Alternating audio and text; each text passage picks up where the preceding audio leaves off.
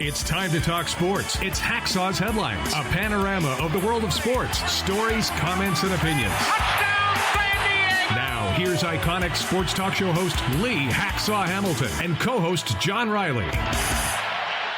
Who wants to talk sports on a Monday? We do. You do. From the Dixieline Lumber and Home Center studios in San Diego, coming off a great sports weekend, we welcome you to our Monday bonus podcast, Hacksaw's Headlines. Good afternoon, everyone. This is Lee Hacksaw Hamilton, along with my co-host from left field with his opinions, John Riley, and we welcome you to our Monday bonus podcast. Podcast brought to you by Dixieline Lumber and Home Centers. Lots of locations to serve you. Got projects, they've got materials. Want ideas, they can be your best friend. If you're a do-it-yourselfer, this is the go-to place, too, for tools. Dixieline Lumber. John Riley, good afternoon. Man, there's a lot to talk about. We're going to go right across the spectrum of everything in the world of sports. What a weekend. Yeah, WBC Championship Week, a lot to talk about. AKA March Madness, etc. And listen, when we're done, because we do this podcast with only one rule: hot topics, opinions. We do sports talk the way it should be done, and then you get the invite to take over the podcast. It's called Fans Forum. For those of you who are joining us on live stream, have never participated, we're urging you, jump on board because your opinion is important. How do people join us on Fans Forum? You're great. I mean, this is great. Okay, so hey, if you have a comment or question for Hacksaw in the world of sports, pick a topic, pick up the phone. No, don't pick up your phone. Just type in the live chat. Actually, you're probably doing it on a phone right now. So go look in your live chat on X, on YouTube, on Facebook for your question or comment in the world of sports, and we'll get to you in Fans Forum after Hacksaw's Headlines. Yeah, Fans Forum will be coming up. A couple of other notes. I write about sports every minute, every day of the week. It's on my website. The address is right there on the top of the screen, LeeHacksawHamilton.com. That's my website. And right there, if you punch that up, you'll be able to read the best 15 minutes in sports. I put that up there every morning.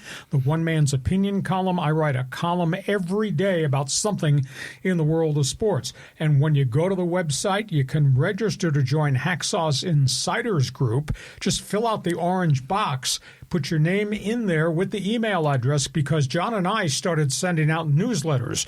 We send out 2 newsletters every day to people that subscribe on the Insiders Group, and it's absolutely free.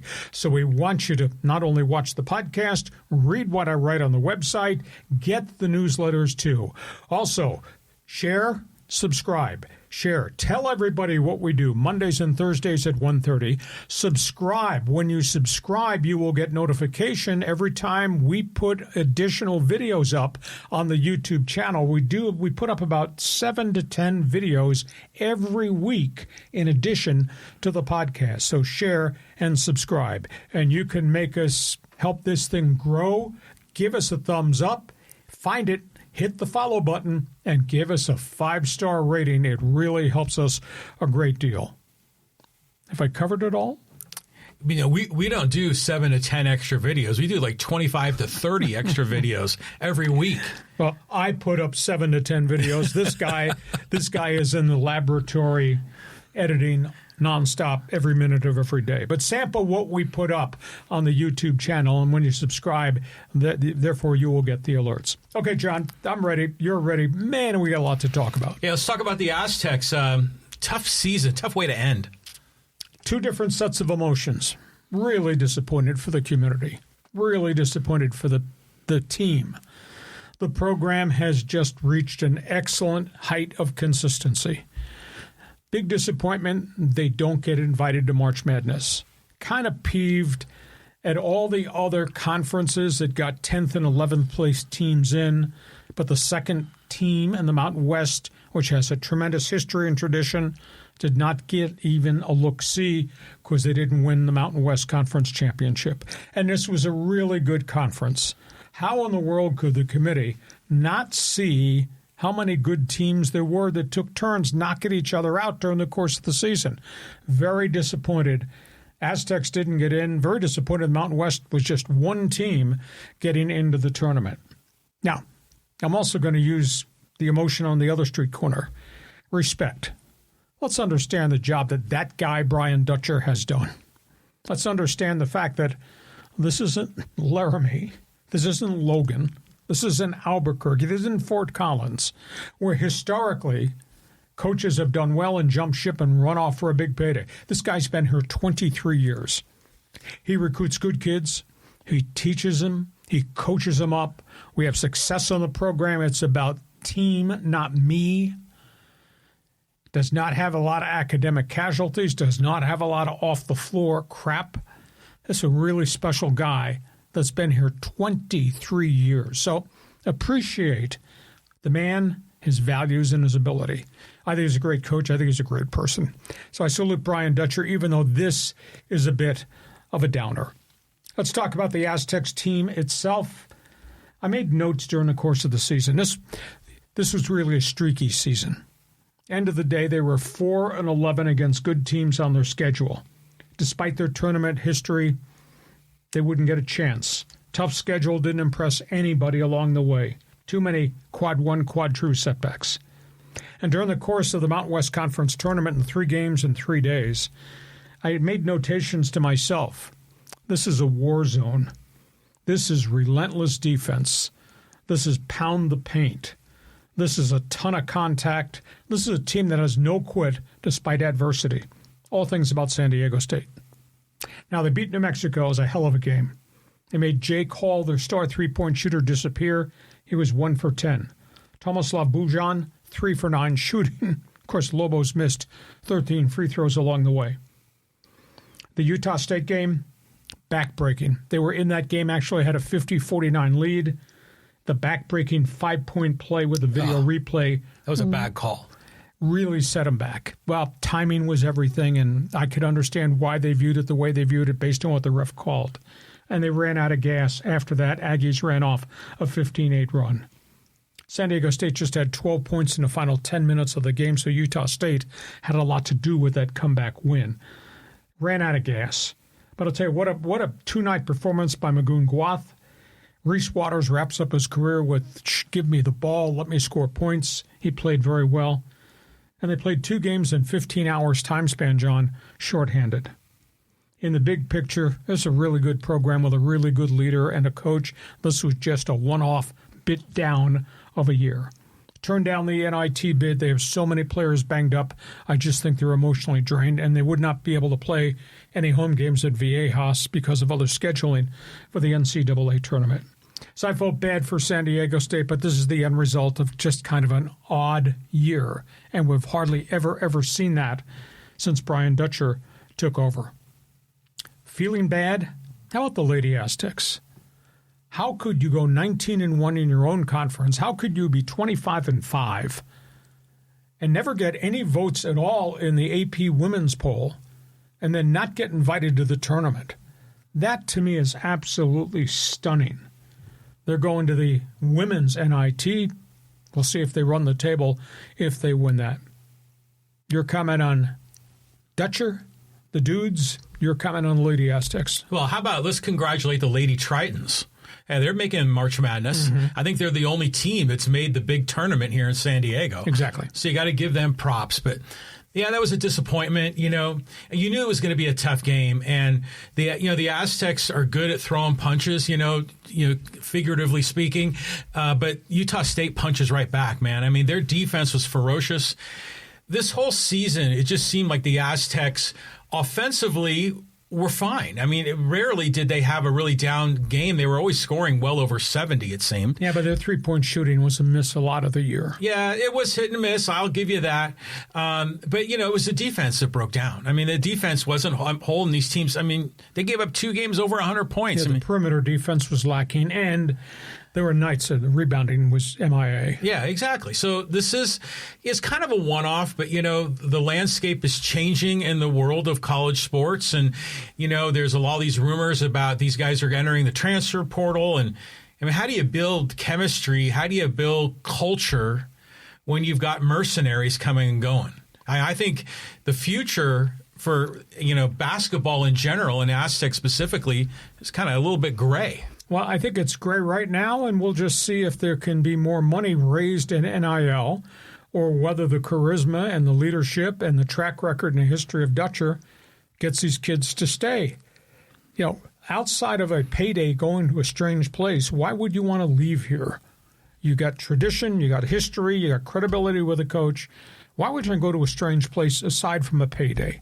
And does that always work out? No. No, it doesn't. But, a lot of these guys aren't going to make the NBA. So this is their one time to kind of cash in. You can't blame them for taking the money. It just creates a different set of circumstances here. But, anyways, go back to the players, Miles Hyde, overall, we had very high expectations, right? Yes. Miles Hyde had the injury there at the end. Miles Bird was been inconsistent, but still Defensive Player of the Year. Pharaoh Compton showed us some stuff. So did Taj DeGorville. B.J. Davis sometimes can make the most spectacular plays, and then sometimes the dumbest plays. But thank God that ratio is pretty skewed. It's 20 great ones for every one dumb one. But overall, Reese Dixon Waters just seemed like almost like a father figure amongst the boys on the team. I think he grew into being a veteran player. Yeah. And again, he sat out last year, and he's back as a sixth-year guy. He looked very different, very, very much more mature, leadership, responsible. Yeah, and just the way he plays the game, it's like a whole different level. Mm-hmm. So, and then Magoon-Gwath, he was a lot better like these last few games when he's been healthy. So you've been talking about that. The problem with Gwath was his injuries. Yeah. I have a hard time wrapping my arms around some of the choices that were made. Here's SMU getting in the play-in game. They're in 11th place in their conference. They were 8-10 in their conference, and they got into the tournament. What? They're not even a Power 5 school. Yeah. Well, they're in the ACC. Oh, ACC? Really? Yes. Why did I know that? Okay. North Carolina State, they lost 7 of their last 9. Texas lost 5 of its last 6. Yeah. And they both got in as play-in games. I don't have any beef with Miami of Ohio. That's 31-1. That's earned. But San Diego State, if they played SMU, they'd probably beat them. They probably would. San Diego State dug their own grave, losing to Troy State, and Troy's in the tournament too, and won its own conference. Yeah, but see, again, this goes back to the whole bias against big boys against the little kids at the JV table on the JV team. This was definitely a two-tiered structure here, and so we talked about this before with Miami of Ohio. Like, as a fan, do you want to see a Miami of Ohio or some other surprise team, or do you want to see SMU? Exactly. Just some middle-of-the-road SEC team. Mountain West Conference, 7 teams had 20 wins or more this year. 7. And only one got in the tournament. See, that's hard to believe because there's so much parity, but in this league. But it is usually we have a lot more teams that are hitting in the mid-20s, right? And a lot that are in the low teens. But not this year. So I'm disappointed for San Diego State. You're a fan, you're a friend, you're an alum. Want to hear what you've got to say? Fans Forum chat box is open. Hit a 3-point shot. Give us an opinion. Is this a one-off, or do you think the landscape has changed and maybe the Aztecs might not be able to be what they used to be just because everything around them has changed? You're invited to participate. We go from that. Let's talk about the field of 68. Yeah, here we got the number 1 seeds. They've been dominant this year, Lee. I'll tell you what. I don't see a big difference between 1 and 6 in the AP poll. Not a big difference at all. They all got great talent. You got Duke with Boozer. You got Michigan with the 7-footer. You got Arizona, which has been doing it without Pete. If he can come back and be 100%, and you got Florida, the defending champion. And the 2 seeds are UConn, Purdue, Iowa State, and all things Houston Cougars. The 1 and 2 seeds in the regions are just phenomenal. Final 4 comes out of that whole mix. And the East bracket, you think there's a few madmen on the bench on the East bracket? Firebrand coaches like Hurley, Cronin, Pitino, Izzo, Self, they're all in the East Regional. That's interesting. Amazing. The Midwest Regional, led by Michigan, I tend to think is probably the easiest regional. And the West Regional with Arizona, that's a hard bracket. There's a lot of firepower in the West Regional. San Diego, Viejas Arena is going to host games this weekend. Boy, did they hit it. If you like college basketball, guess who's coming here? St. John's, Kansas, Arizona, Villanova, and Utah State. There's going to be some really good games this weekend at Viejas Arena. In terms of first-round games, are there upsets out there? Well, I tried to go through them. There's a lot of big boy playing the little guy. Troy State's going to play Nebraska. That will be an interesting matchup because Troy State can score. St. Mary's, which got a lot of talent under Randy Bennett, goes against Texas A&M. Upstart St. Louis Billikens. Who? St. Louis plays Georgia. Utah State, Villanova, first-round matchup. Good game. Santa Clara, how about those Broncos? They got a lot of firepower. They're going to play Kentucky, which got a lot of injury problems. And Akron, who? The Akron Zips against Texas Tech. And Miami of Ohio gets to play in a play-in game in Dayton, right next door to the campus in Oxford, Ohio. That's going to be a madhouse worth watching. It's too bad injuries are going to play into this. Kentucky's got all kinds of injury problems. Texas Tech's got injury problems. North Carolina has lost Caleb Wilson. Texas Tech does not have J.T. Topping, one of the best big power guys in the whole country. Duke has got injuries. Gonzaga's had injuries all season, even though they finished at 30-3. So injuries are in the rotation. So that's just an overview of the brackets. What do you think? You kind of agree with me, 1 through 6 in the poll. Any one of these guys could win this thing? Oh, yeah, it's like this every year. This is the most wonderful time of the year. I mean, I love this tournament so much. And, yeah, you got the number 1 seeds, and they're usually 2 of them are going to make the Final Four just about every year. I mean, but in the first couple of rounds, it's fun to see. Shockers. Yeah, and yet, like St. Louis has got Kareem Abdul-Jabbar. Have you seen that guy? Yeah. I mean, the dude's got some behind-the-back moves, passes, gets other guys involved, and he looks like he should be like an accountant somewhere. Big, slow, and white. Yeah, exactly. So, there's just a lot of, interesting personalities, and we're going to kind of get to meet them, and and you just like seeing these fan bases get fired up, and it's just a great time of the year. Yep. So I'm all in. I mean, I'm rooting for the West Coast teams. This is interesting. The West Coast Conference gets 3 teams in. I mean, when's the last time that's happened? How's that possible? Well, that's because Gonzaga is part of the equation. Yeah. So this is terrific. And UCLA got in too, right? Oh, yeah. Yeah. So I think those are the West Coast teams: UCLA, Santa Clara, St. Mary's, Gonzaga, plus the Mountain teams, right? Utah State. Yeah, Utah State and Arizona. So that's where we are. March Madness, you get an opinion. Big boys versus the little guys, and not many little guys in here. We'll see if the Prairie Views of the world can pull off an upset in the first round and the play-in games. First round this weekend. Let's talk college basketball. Feel free to jump on board. When we go from that, let's talk all things NBA. Yeah, Luka, Kawhi, and Bam. Yeah, let's talk about what's going on with the Lakers and the Clippers, and then in Miami. Boy, Luka Doncic is on a scoring surge. I mean, he scored 51 the other night. He's making all types of clutch shots. Lakers have now reeled off 3 straight wins against teams that have more than 40 victories this year. 3 straight. The Lakers are in 3rd place in the West now. Third place in the Western Conference. What the hell? Wow. Yeah, 45-24, I believe the record is.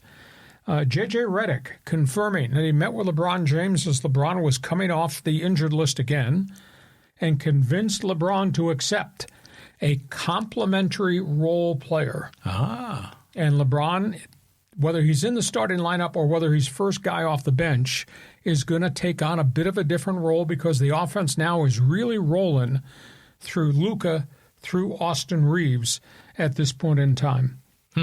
Clippers. This is a bad story. I don't know where this is going, but there is a report on the East Coast that when the NBA is done with the investigation of the LA Clippers, they're going to strip the Clippers of 3 number 1 picks, void Kawhi Leonard's contract, make him a free agent without the ability to re-sign with the Clippers, and fine Steve Ballmer $30 million.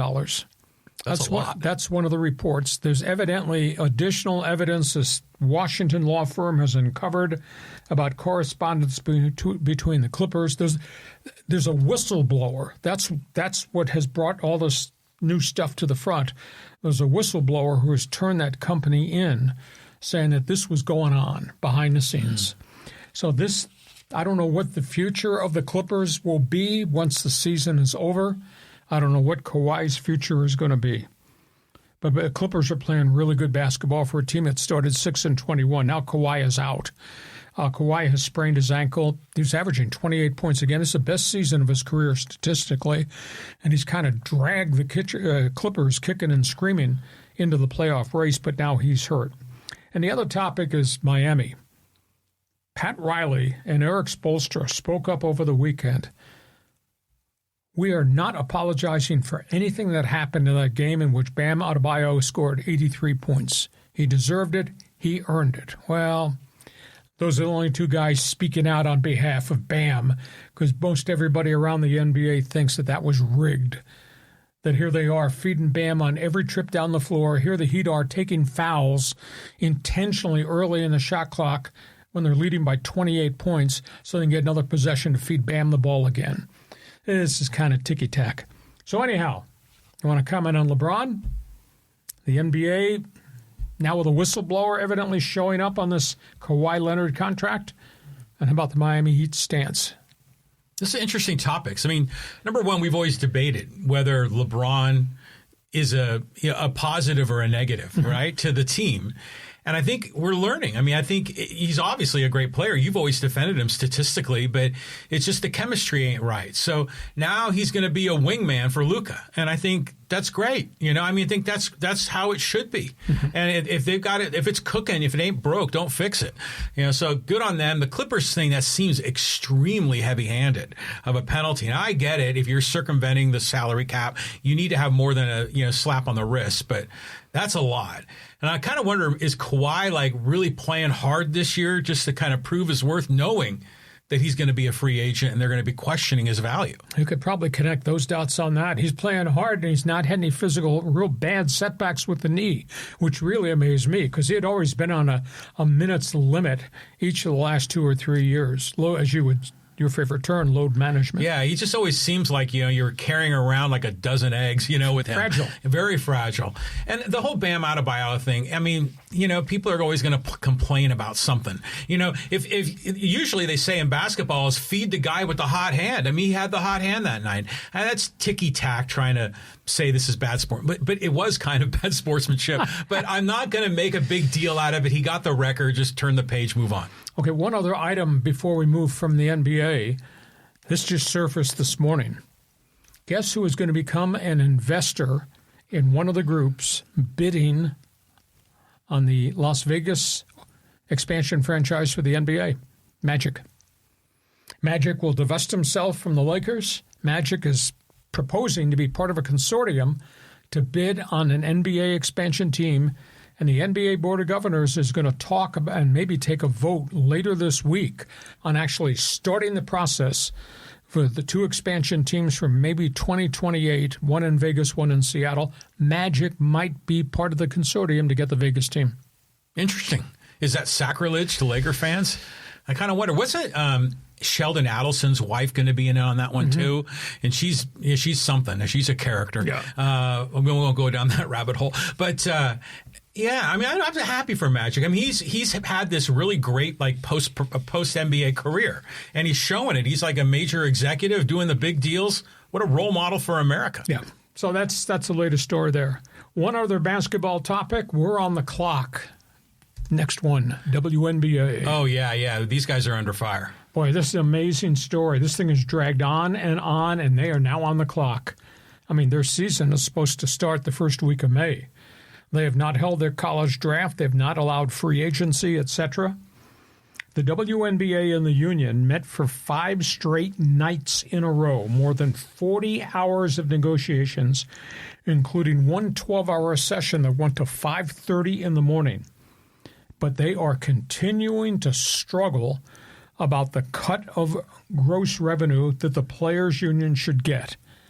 The ownership of the WNBA has offered them 15% of the gross revenue. The union says that's not acceptable. They want 24% of net revenue after expenses. And the owners say no. Now, the owners have given in on a lot of other things. The cap was $1.2 million. They're going to bump it to $6.5 million. The max payroll, Max salary used to be $400,000. Now you can have 2 players at $1.2 million each. So WNBA is giving in on that.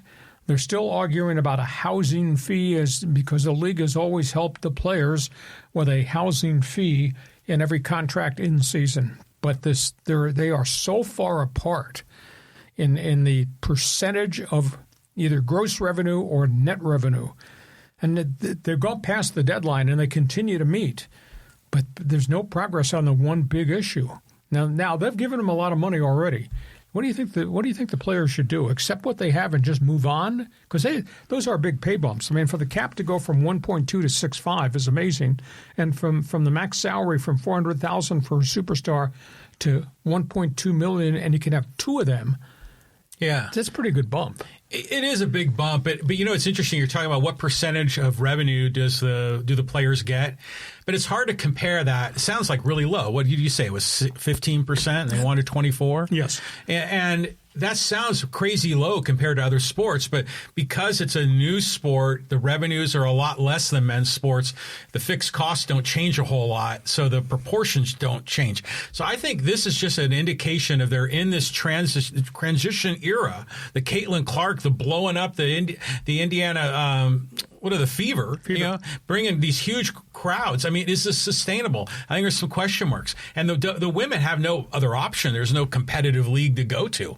So at some point, they're going to have to just say, all right. They haven't said all right yet, although the fact that they're still meeting, they've had 5 straight meetings. They start meeting at 5:30 every night, and they just gone nonstop in New York. So, well, that's good. They're talking. They're on the clock, though. I mean, the season is right there in front of them in the headlights, and they still have so many other things they have to solve in terms of the college draft and free agency before the camps open. Yeah, big to-do list. There's been no off-season for the WNBA. So, you're into basketball? We put some topics on the table for you to discuss. We go from that because we are baseball-centric. Let's talk Padres. Talking Padres, got a pitching update, Lee. We got 2 weeks to go, and we got issues all over the parking lot right now as it relates to the Padres. The ace of the staff, Nick Pivetta, 56-pitch spring training outing was pretty decent. This after the 10-day layoff because of the arm fatigue. He says he feels okay. Now, his ERA in the spring is 7.88. They're going to handle his between starts a little bit differently to make sure the shoulder fatigue does not come back. He's a warrior. He wants the ball. He's going to give you what he's got. Padres are going to try to handle his workout regimen between starts so this doesn't happen again. Michael King has looked really dominant for 3 innings in each of his last 2 starts, but beyond that, not at all. He's self-destructed. His last start in the 4th inning, he gave up 3 home runs on 3 pitches in a row, gave up 6 straight base hits. His ERA is 9.95. My only alarm point here with Michael King is, as the season starts, you can't have a starting pitcher that can only go 3 innings, and you only got 2 weeks left, so you're not going to be able to build them up even more. So concern there. Randy Vasquez, 3 no-hit innings in his last start. He has been brilliant. His 4th inning, they blew up in his face. He wound up throwing 62 pitches, but he's ready to be. I'd elevate him into the number 2 starting job. King would be my number 3 guy. Joe Musgrove has got a setback. The Padres today are putting him on the disabled list. He's out. He's out till maybe late April, maybe May. A setback. It might be a minor setback. We don't really know. He's not thrown since March 6th because of discomfort in the elbow area. That's got to be of concern. Yes, you can rationalize it. All pitchers have setbacks. He's done everything he could humanly do in the protocols, building back up. And his first outing, he was decent. He threw 60 pitches, has not touched a baseball in a bullpen since March 6th. So this is a significant setback because now, if he's in shutdown mode, it's going to take longer and longer for him to ramp back up. So March turns to April, you're trying to ramp him up. That turns to May, and you hope there's no more setbacks. So that's the latest on Joe Musgrove. We just have to be patient with him. Walker Buehler's been scrappy. but he's not been able to find his velocity. His ERA is 5.40. Germán Marquez, no control at all. Just god-awful outing again. His ERA is 12.14. I think he has to go to El Paso and just find everything that needs to be discovered to get back to be the pitcher he was. Tristan McKenzie, he's got velocity, but he keeps walking people. You can't trust him. He goes to El Paso, 9.95. Marco Gonzalez, it's turned out to be disaster. They tried, they've guessed, it hasn't worked. Last outing, 2 innings, 11 runs, 14 base runners. He's going to have to go to El Paso. So the problem I have now is they don't have 5 starting pitchers they can trust. Are they going to maybe bring Kyle Hart out of the bullpen back into the rotation? Yes. J.P. Sears has a high ERA. You're going to trust him. Maybe you're going to have to put him in the rotation. But they had all these pitchers they brought to camp, everybody they signed in the offseason, and all these guys have had setbacks or broken down again, obviously led by what's happened with Joe Musgrove. So we're 2 weeks away from the start of the season. I'm sorry, John. They don't have enough starting pitching for a 162-game schedule. No, but usually there's a few more off days in April, isn't there? So maybe you can get away with a 4-man for a little bit, or I don't know how they're going to do it. But this is sort of kind of going the way that I expected. I didn't expect Musgrove to be opening day, just throwing flames. No, I thought he had hoped it'd be opening week in the rotation. This is a setback. But that's like a best case scenario, Exactly. really. So all these things, that doesn't surprise me. The Pivetta thing's a little bit weird, but like you said, he was better last time. Vasquez has been a nice surprise. I think, Kyle Hart is someone you might have to think about. You still have Gillespie, you still have Sears. So there's some guys that you can move around until this ramps up. But my guess is that almost every major league team's going through some version of this. So not to this degree. Well, yeah, but then you think, okay, how can like Michael King, for example, throw 3 shutout innings, look terrific, and all of a sudden blow up in the 4th? I mean, do you think maybe his first few innings he was proving, okay, this is who I am. I can get these guys out. And that 4th inning, I'm going to kind of work on that knuckle curve a little bit. Well, there's a wear-out factor, too. Yeah. But then again, if he's one of your frontline guys and we're this late in the spring and he's only got 3 innings in him, that's not enough bullets in the gun. Yeah, we'll just pitch Mason Miller, I don't know, like 8 innings a game? No. And Griff Canning won't be ready till May or June. He's yet to throw in a game. There is good news. Jason Adams is going to throw tomorrow in an exhibition game, and he's been lights out so far. That's good to hear. But at the end of the day, we're sitting here this deep into the Cactus League. They don't have enough trustworthy starting There's pitching. Still some arms floating around, like Lucas Giolito, and Padre Twitter was all excited about him like in the last 24 hours. Yeah, career ERA 4.50. Yeah, I mean, at some he's the point, last man standing. You just need like someone just to get you some innings. Yeah, I am pleased with Ty France. He's hitting 333. Andujar's hitting 294. Bryce Johnson being pushed for that 4th outfield job's hitting 289. Castellanos not hitting a lot.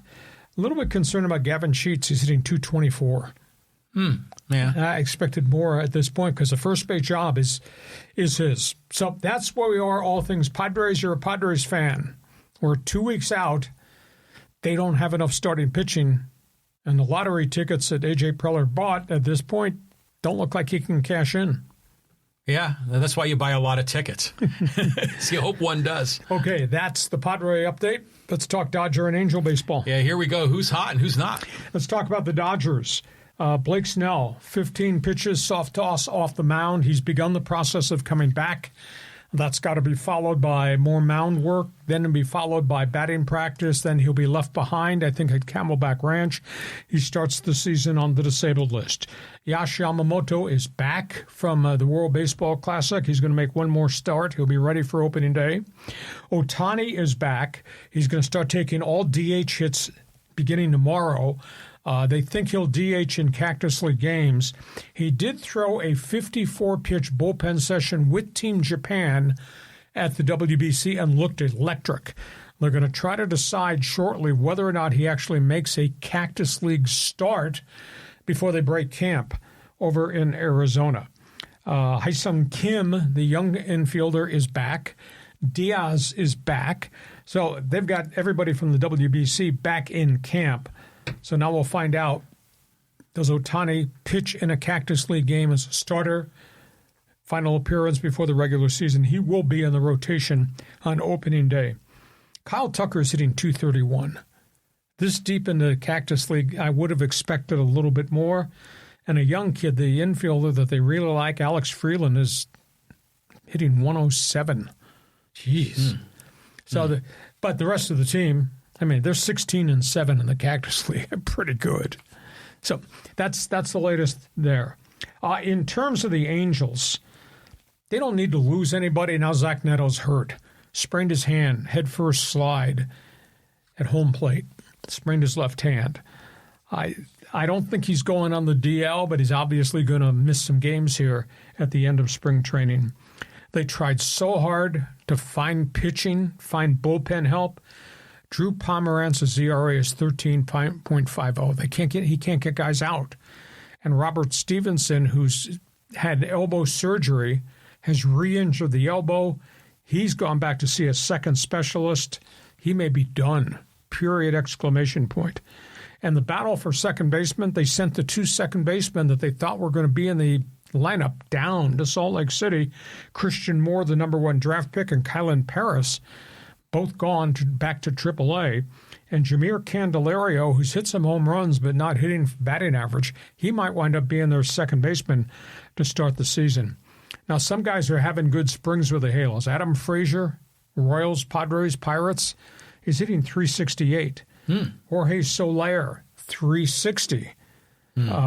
Joe Adell's hitting .333 this spring. And former Yankee infielder Osvaldo Peraza is hitting .351. Has been a surprise in spring training camp. But Mike Trout's hitting only .207. Moncada is hitting .077. Siri's hitting $148. Mancini's hitting .133. And Lowe is hitting .200.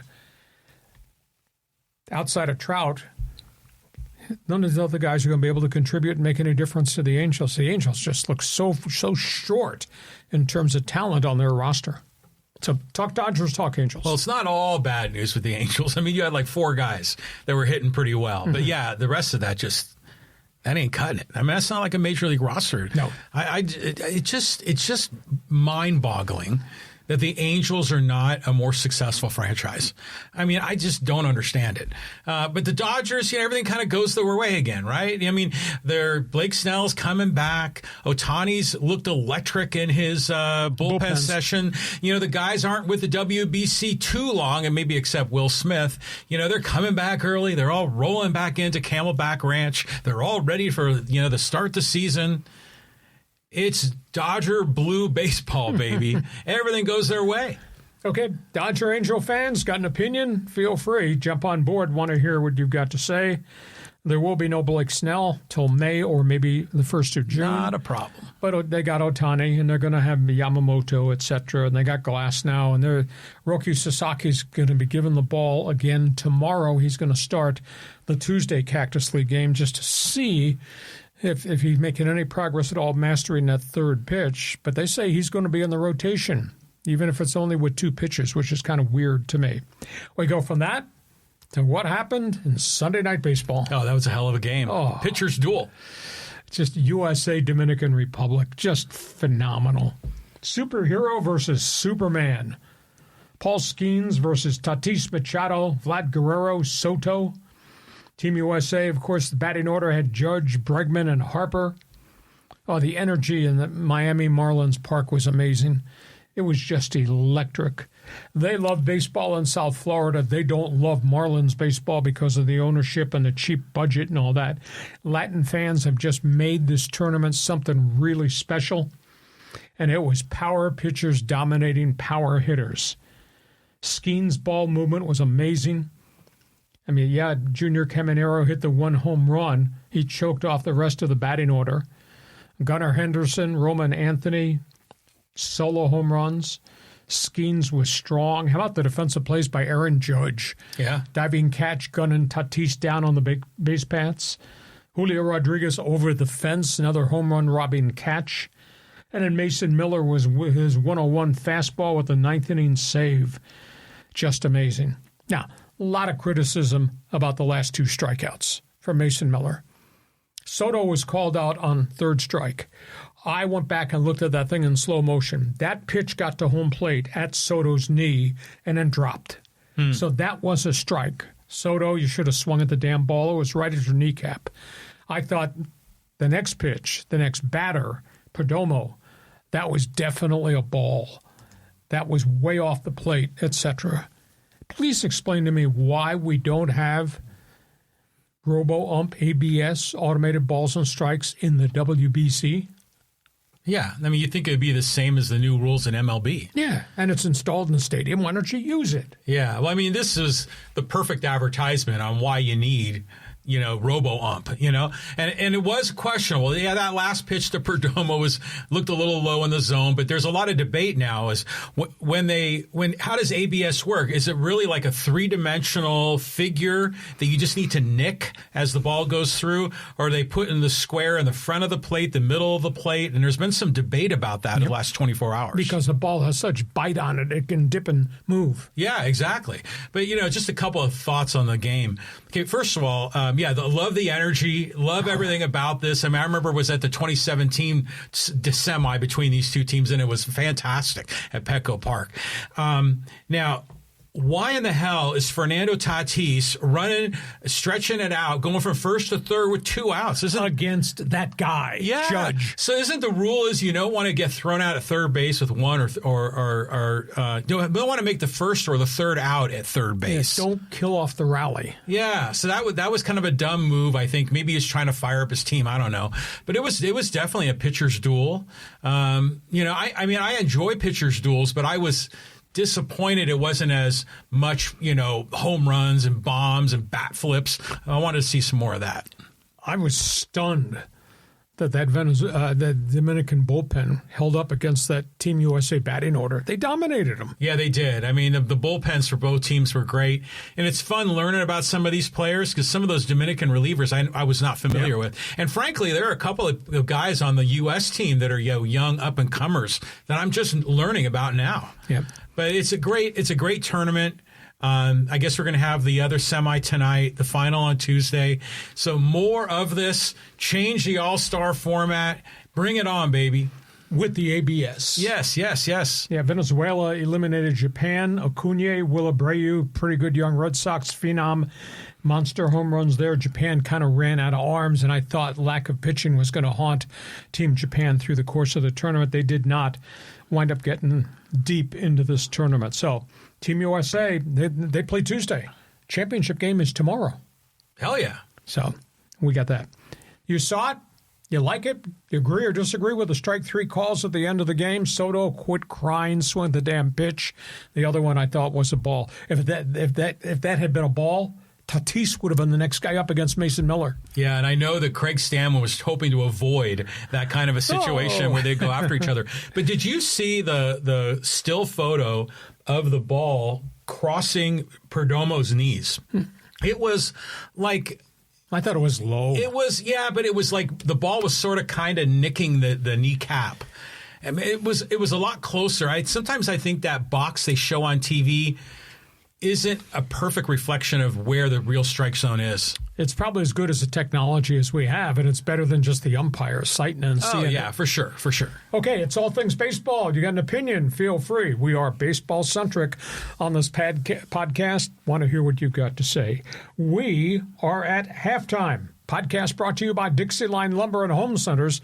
We sales pitch you on all the different things Dixieline offers. If you're a do-it-yourselfer, and I know there's a lot of you guys that do stuff in your garage and in your basement, when it comes to tools and supplies and ideas, those are the people you should do business with. I invite you to go to Dixieline.com just to find out about the tool section. John, take it from here. Yeah, I mean, they got all the major brands there for all the power tools, DeWalt, Milwaukee, Makita, all the big boys are there. They have these tool fairs that are really cool where you can show up where someone like DeWalt will bring out their truck with all the new products, the new demos, and you get to test drive them and try them out. And those are always really big events for Dixieline. If you go onto the Dixieline.com website, go look in the events page, which is accessible through the menu, you'll see when those tool fairs are. So You know what they do with some of these tool fairs is they'll have, what do they call those? Belt sander drag races. Have you ever seen that before? Where they set up these belt sanders, and then they've built they've done, Dixie-Line's done this, where they'll have these customized like drag strips made out of lumber. And they run the belt sanders down the strip. Amazing. Dixieline.com. You got projects, they got materials, you want ideas, they can help you. You home do-it-yourselfers, check them out. Dixieline.com. We are at halftime. Just a couple of reminders, because we do sports talk the way it should be done. Lots of topics, lots of opinions. When we're done telling you what we think, you tell us what you think or the questions you want answered. It's called Fans Forum. And again, for everybody who's new on the live stream, you can join us live in Fans Forum. John explained that. And then the other people that might be watching on a delayed basis, they can still get messages to us, ask questions, and we'll get their questions on the air too. No, yeah, everyone's piling in. Music to My Ears is in there, and he always donates money, so he always goes to the top of the list. But I see Derek and Do You Love It and Peck and and Callan and Christopher and who else is in there? Mike and Epic and Batfan and Casey and Chris and Richard and Michael and Retro. I mean, I can keep going on and on. So we're going to get you all in the best we can into Fans Forum at the conclusion of Hacksaw's Headlines. Type in your live question in the live stream comments in YouTube, X, and Facebook. And a reminder, I write about sports every day of the week on my website. That's the address right on the top of the screen, LeeHacksawHamilton.com. If you like sports, you like my sports talk show, you'll like this. It's all written. The best 15 minutes in sports right there in front of you.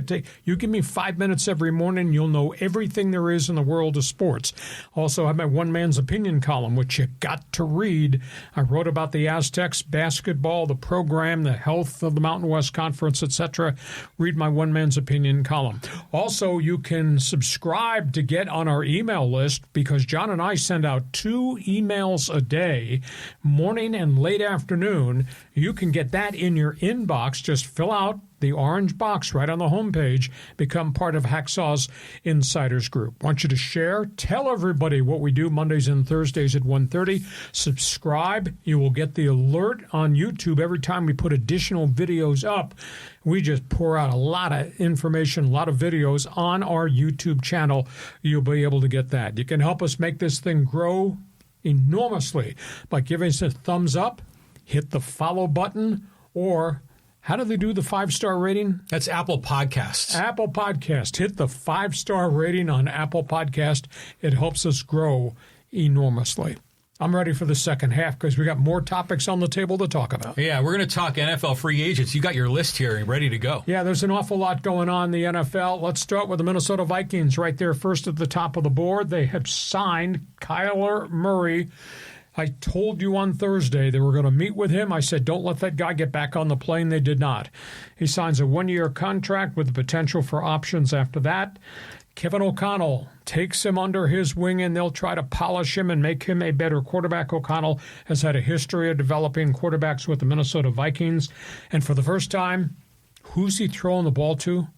Justin Jefferson and all these other accomplished wide receivers. Wow. He's got firepower people all around him. Now it'll be Kevin O'Connell's going to try to make him a different quarterback. Raiders, we're waiting for a determination. Is Kirk Cousins going to be the last addition to this offseason roster that would make them a finished product offensively? If they signed him, they gave him the keys to the car, holy cow, would they be really good offensively. Now they've got a superstar center. They're going to draft more people in the offensive front. You got 2 wide receivers, you got 2 star tight ends, and you got Ashton Genty.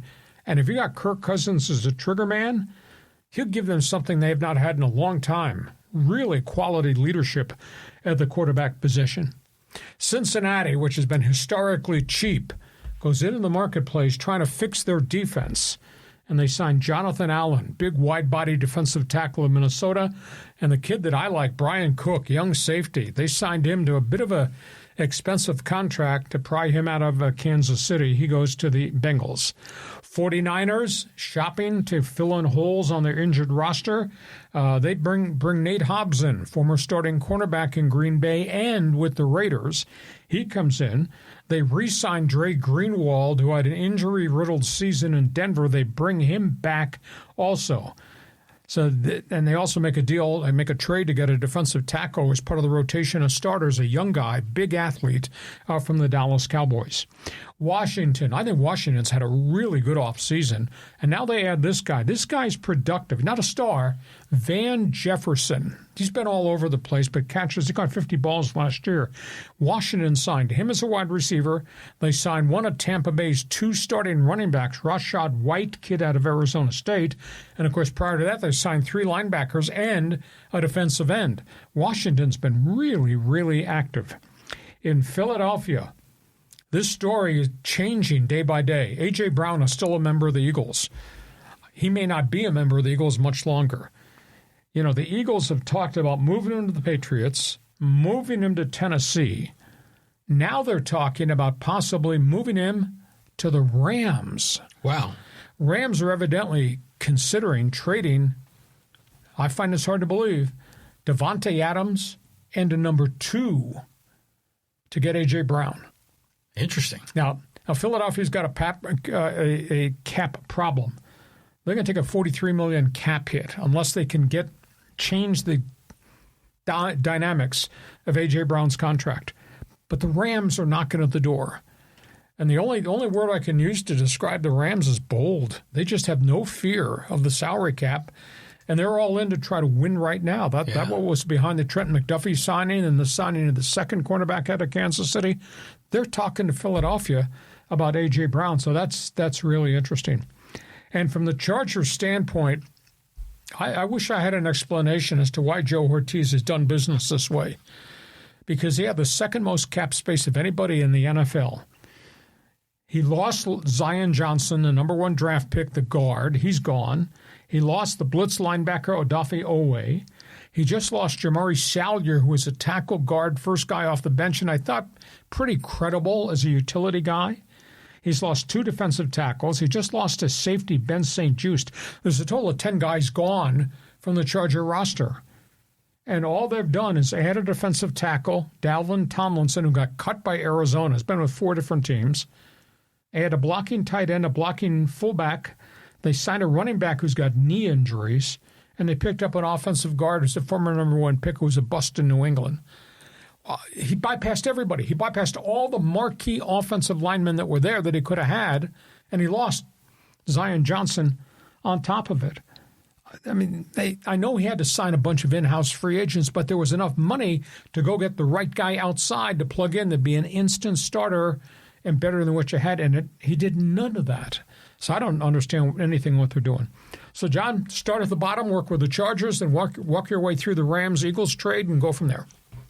Well, the commentary from Charger fans online are similar to what you're saying. It's just, what the hell is going on with Joe Ortiz, and why aren't they going for these free agents?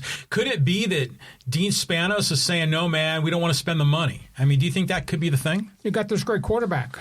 How many more years are going to go without making any movement to get yourself into the playoffs deep? Yeah. That's a fair point. To me, it's a big, big issue. And by the way, there was a trade I was going to mention just as we were coming on the air. The New York Jets traded Justin Fields. Interesting. Goes to the Kansas City Chiefs. Okay. To be the backup to Patrick Mahomes. Okay. He's now on his 4th different club. Okay. Yeah, that's kind of where he's going to be, I think, the rest of the way. Make him a tight end. He's such a great athlete. He's not a quarterback. Oh, yeah. Be careful with that. Yeah. Converting black quarterbacks to receivers. And by the way, the Raiders, dare I say it, is there some credibility happening there? They're getting if they get Kirk Cousins, it's not a done deal. I mean, they could make the playoffs with the hell. Yes, I mean, because there's always been these question mark guys that are there, or question mark coaches, and now they're finally they're building this thing the right way. Well, they signed 6 to play on defense in free agency that first day. They spent all that money, and now you add Kirk Cousins to that. Yeah, and you're still going to have the first pick in the draft and the 36th pick in the draft. That's good living. Yeah. So we get that. What do you think about this Be bold, Rams. Oh, yeah, you got to applaud those guys. I mean, they're always going for it. They always seem to be 2 steps ahead of everyone else in the league. And you just contrast the Rams and the Chargers. It's night and day. Yeah. A.J. Brown. Holy cow, what an acquisition that would be. Oh, that'd be unbelievable. Yeah. And Philadelphia wants to get rid of the attitude. I was just keep thinking. I was thinking to myself, didn't Davante Adams play for the Eagles? But no, he was with the Packers. Right. It was just getting my green teams mixed up. Yeah. And he's got time left on the clock, but the only way the Rams could make this work would I'll take that A.J. Brown contract. You got to take Davante Adams contract. But Davante seemed really happy in L.A. I mean, he'd be really pissed if productive. Yeah, if he was moved to Philly, he probably wouldn't be happy. Philly fans, they got to be going crazy. I mean, A.J. Brown, as big a diva as he is, that's a 1,000-yard receiver 4 years in a row. You ever trade him? Yeah. You know, addition by subtraction. That's what's going on lately. Yeah. What do you think about Kevin O'Connell, Kyler Murray? You know, it's funny. There are a lot of memes going around online right now about how, like, short Kyler Murray is, you know, and they got him next to, like, Peter Dinklage, like, from Game of Thrones. And it's funny. I think we're going to find out for real how good Kyler Murray is going to be. I mean, you could cast doubt on the Cardinals and questionable leadership, different coaches, all these different philosophies. Okay, now you got a great head coach. You got Justin Jefferson. You got a team that's capable of being in the playoffs. We're going to find out really how good he is, and I'm curious to see if it's going to work. Yeah, but O'Connell's got a track record of taking this quarterback, fixing this quarterback, getting productivity out of this quarterback. So we'll see if he can do that with Kyler Murray. If you're an NFL fan, those are hot topics. Feel free. Fans Forum chat box is open for business. Hockey Hotline is available, too. Yeah, bad hit, bad blood, Ducks and Leafs. Oh, this controversy is really deep. Let me just tell you what happened. Anaheim Ducks, Toronto Maple Leafs, end of the week. Superstar Austin Matthews is crossing center ice, going for the puck. Radko Gudas, veteran defenseman, big and burly, goes to check him, misses the check, sticks his left leg out, clips Austin Matthews, Gudas's knee to Austin Matthews' knee. Ooh. Torn MCL, torn meniscus. Bad sprain. Really bad. Ugly hit. NHL the next day suspends Gudas 5 games without pay. It's $104,000. But this guy's got history. This is the 6th time that defenseman has been suspended by the league for head hits, cheap shot checks, or knee checks. 6 times. He's missed 26 games in his career so far. They are angry in Toronto. They're also angry in Toronto. Not one Maple Leaf player came to the aid of Matthews. Normally, when you get a cheap shot hit in open space that the whole world saw, there should be a response from your teammate. Not one Maple Leaf player responded towards Gudas. That's terrible. So that's a big issue, too. And now the players around the league are screaming. Connor McDavid in Edmonton, who's very influential, has demanded that the union not defend Gudas, that the union make a stand against the National Hockey League's Department of Player Safety, that guys who are repeat offenders should be disciplined more severely and should be disciplined, if you're a repeat defender, for as long as the guy you injured is out. And by the way, the Leafs play the Ducks the last week of the regular season. There might be some blood on that one. But it was terrible. I saw it. I watched. I bet I've watched the hit 5 different times, different angles, and I saw it in slow motion. And Gudas put his left leg out going full speed, knee on knee. It was terrible. And he's a repeat offender for this. You may be a Ducks fan. You may like him because he's big and burly and he plays tough in front of your net, protects your goaltender. But he's also done a lot of cheap stuff. And Gudas injured Sidney Crosby in the Olympics with a heavy hit. Same guy.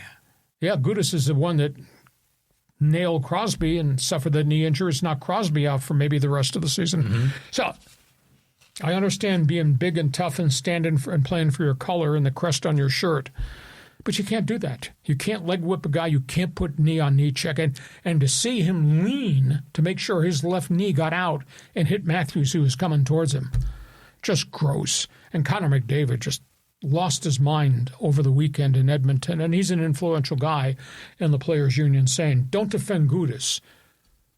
Defend the health and the safety of the players who get injured by repeat offenders like this Ducks defenseman. What do you think? Yeah, there's always a couple of dudes that are like that in every league. I remember like Bill Romanowski in the NFL. He played dirty. Yep. Yeah, there's a couple of guys that are always like that. Yeah, I mean, it's funny. On one hand, we're saying, okay, the league needs to go after, and almost have like a progressive scale. Like, the more offenses, the more severe the penalty is, and it becomes almost exponential. I think that makes sense. But, it's interesting, too, that you were saying, like, no one came out and defended Matthews. What do you want to see a brawl there? Is that an appropriate time for a fight? I mean, a few years ago, we were talking about have fights in hockey kind of been overplayed. No, the fights for the most part have gone away, and the league has legislated a lot of stuff against cheap hits like blows to the head or blows that are going to put you face first into the glass. I mean, they're really harsh. But I think the thing that's different is, okay, isolated blow, or I check you and you go into the glass and I get a 5-minute penalty and a misconduct. That would be a one-time incident where I hit you and you went face first. Maybe I wasn't cautious enough because you were facing the boards. But this is an open ice hit, and the Ducks defenseman is a repeat offender. Yeah. He's been suspended 6 times prior. Yeah. I mean, some guys are just wired that way. Yeah. And so you do have to have a heavy hand in those cases. I agree. So that's where we are. Hockey Hotline is open. You're an NHL fan. Feel free. Jump on board. Last group before Fans Forum starts off the SportsWire. High-speed SportsWire, San Diego FC. Tough loss. Actually, it wasn't a loss, but it was a draw. It was a draw. SDFC plays to a 3-3 tie against Dallas in MLS action. Unique game. SDFC. There were 3 penalty shots in the game. Just amazing. San Diego had a 2-0 lead, couldn't hold it. Had a 3-1 lead, let it get away from them. Now, Dallas controlled time of possession. Dallas had 13 shots on goal. That being said, they came out of there with a point. So they're 3-0-1 on the season. But this was one that could have been in their pocket in a tough venue, and instead it got away from them. Now Wednesday, they head to Toluca for the second leg of the Champions Cup against Toluca.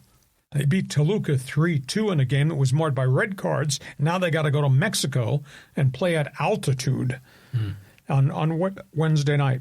One other soccer story. This just broke as I was coming over. English Premier League has just fined Chelsea $62 million. Wow. 74 violations over a 7-year span of the financial rules. You're supposed to report all revenue that comes into your English Premier League team. You must report where the expenses go. They found that Chelsea, which at that point was owned by a Russian oligarch, Roman Abramovich, who has since been forced to sell the team because he's an ally of Putin. He was ordered to divest. They took the team from him when Russia attacked Ukraine. But Abramovich's front office was doing under-the-table marketing payments to players and to agents who would then funnel the money to players. Kind of like Kawhi Leonard. 74 violations over 7 years. Wow. So they nailed him. $62 million. Yeah, that's a chunk of change. Yeah, it is. So that's the big story there. Chelsea in the English Premier League. It would not be a podcast if I did not update you about Formula One. Holy cow. F1 has just canceled the Bahrain and Saudi Arabia Grand Prix that were scheduled for 2 weeks in April because of the oil war, saying they will not put 1,000 members of race teams and crews and staff in danger of getting hit with missiles from Iran. That's an ungodly amount of money that goes away, comes off the books, because they're not going to reschedule until later in the year. They don't have any slots in their calendar.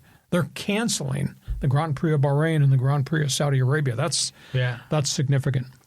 Chinese Grand Prix in Shanghai, 19-year-old Kimo Antonelli grabbed the pole, went from pole to podium to win. And it was a Sunday of controversy in China. Get this, Team McLaren could not get either of their cars to start in the garage as they were getting ready to lead them out to the grid. Whoa. Lando Norris and Oscar Piastri had electronic problems in their new cars, failed to start, never got to the grid, could not race. Red Bull, Max Verstappen. Wouldn't be a Sunday without high drama with him. Engine failure in the middle of the race. Aston Martin's team. We've talked about their Honda engines causing terrible vibrations in the car. Their driver, Fernando Alonso, quit in the 22nd lap, taken to the hospital, nerve damage in his legs and his arms because of the vibrations. How can this be possible with these cars that built them, that tested them, they never solved the problem, and then they sent them out. 6 cars wound up not making the race or faltering and coming out of the race because of mechanical breakdowns. And then Verstappen just lost his marbles in the post-race press conference. He says, "This is undrivable. I've never driven anything like this. There's no grip, there's no balance, there's no power to any of these cars." Verstappen says, "We drivers need to stand up to FIA, demand a meeting, and demand changes." And, of course, ownership. One of the owners has called his car Frankenstein. Another one said this is a bad accident waiting to happen. And the drivers are of the opinion, we're not racing, we're just managing the cockpit. This is just gruesome. We're 2 races in, and this controversy just keeps building and building and building. And now you got a driver hospitalized because of the vibrations to Fernando Alonso's car. They can't control. Just amazing. PGA Tour. I thought of you. I watched a little bit of the final round at TPC at Sawgrass yesterday. Mm-hmm. I thought of you. Now I know why you don't play golf very much. I've never seen so many balls go into the water. You know, they have the 14th hole at Sawgrass. Yeah. It's called the Island hole. Yeah. Nobody could hit the green. Balls are going into the drink. That's a tough shot. Oh, it's impossible, especially for guys like you. Yeah. Cam Young, 5 birdie day, survived. He finished at 13 under, came out of nowhere to win. Matt Fitzpatrick, he had a bogey on 18, could have forced a playoff, which would have put him at the island hole again. He finished second place at -12. Xander Schauffele finally found his game. He was steady through the whole thing. He finished third at 11 under. The shocker was the Scandinavian, Ludvig Åberg. I mean, he had a round on Friday where he had 6 birdies and 2 eagles on Friday and went to the top of the leaderboard and gave it all away. And yesterday, Åberg had 3 bogeys and a double bogey. Just absolutely self-destructed. Brooks Koepka, still trying to find his game. The shocker, Scotty Scheffler, there's no consistency to his game. He's had no dynamic starts at all in any of the tournaments, and Rory McIlroy is really struggling with a back issue. He didn't pull out, but he didn't play very well either. So, yeah, you on the island hole. That would have been funny to watch. Yeah, that would have been a disaster. So, anyhow, go ahead. Start with SDFC. Talk about all things F1, FU. That's what Max Verstappen said Friday. F this. In essence, talking about F this, F1. Yeah. Oh, my goodness. Yeah, you know, I was watching WBC, and then when that game ended, I'm like, oh, yeah, SDFC's playing. So I flipped over to that station, and they scored like in extra time. You know, Dallas scored in extra time to tie it.